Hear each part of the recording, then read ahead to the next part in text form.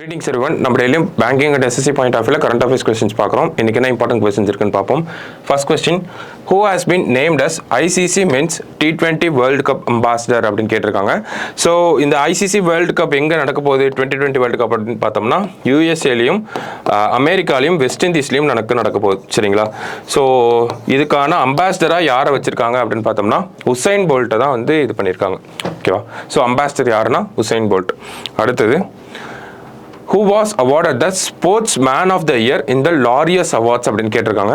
So யாரு அப்படின்னு பார்த்தோம்னா செர்பியாவை சேர்ந்த டென்னிஸ் பிளேயர் நோவாக் ஜோகோவிச் தான் sportsman of the year. ஓகேங்களா? ஸ்போர்ட்ஸ் விமன் யாரு அப்படின்னு பார்த்தோம்னா ஐட்னா போன்மாட்டி அப்படின்னு சொல்லக்கூடிய ஸ்பெயின் விமன்ஸ் ஃபுட்பால் டீமோட ஒரு பிளேயர். ஓகேங்களா? ஐட்னா போன்மாட்டி இவங்க தான் விமன்ஸ் பேலண்டியார் வின்னரும் கூட. ஓகேங்களா? ஃபுட்பாலில் ஹையஸ்ட் அவார்டாக இருக்கக்கூடிய பேலண்டியாரை விமன்ஸில் வின் பண்ணது இவங்க, மென்ஸில் தான் லயனல் மெஸ்ஸி வின் பண்ணியிருப்பாரு.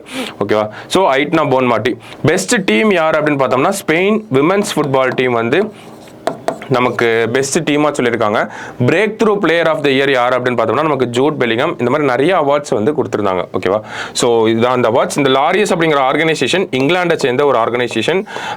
ஒரு ஸ்போர்ட்டுக்கு மட்டும் இல்லாமல் ஓவராலாக இருக்கக்கூடிய எல்லா ஸ்போர்ட்ஸ் இருக்கக்கூடிய பெஸ்ட் பர்சன்ஸ் எடுத்து அவார்ட் பண்ணுவாங்க. ஓகேவா? அடுத்தது, which country has been declared worst affected by natural calamities by World Meteorological Organization அப்படின்னு கேட்டிருக்காங்க. ஸோ WMO இந்த ஒரு ரிப்போர்ட்டை சொல்லியிருந்தாங்க. அதில் இந்தியா தான் worst affected by disaster in 2023. இந்தியாவில் தமிழ்நாட்டில் பார்த்தோம்னா ஃப்ளட்ஸ் வந்திருக்கும். சென்னையில் தனியாக, சவுத் தமிழ்நாட்டில் தனியாக, சிக்கிமில் வந்து glacier lake outburst flood அப்படிங்கிறது கிளாஃப் அப்படிங்கிற விஷயம் வந்து சிக்கிமில் வந்து வந்திருக்கும். மகாராஷ்டிரா கர்நாடகாலாம் வந்து ட்ராட் அப்படிங்கிற அந்த வறட்சி போன்ற நிலை வந்து இருந்திருக்கும். ஸோ இதெல்லாம் ரீட் பண்ணி ஸ்டடி பண்ணி தான் இந்த ஒரு விஷயத்தை நமக்கு சொல்லியிருக்காங்க. அடுத்தது, where does India rank among the top defense spenders in 2023 அப்படின்னு கேட்டிருக்காங்க. ஸோ இந்தியாவோட ரேங்க் என்ன அப்படின்னு பார்த்தோம்னா இந்தியா 4th பிளேஸ்ல வந்து இருக்காங்க. ஓகேவா? ஃபர்ஸ்ட் வந்து அமெரிக்கா, செகண்ட் சைனா, தேர்ட் வந்து ரஷ்யா.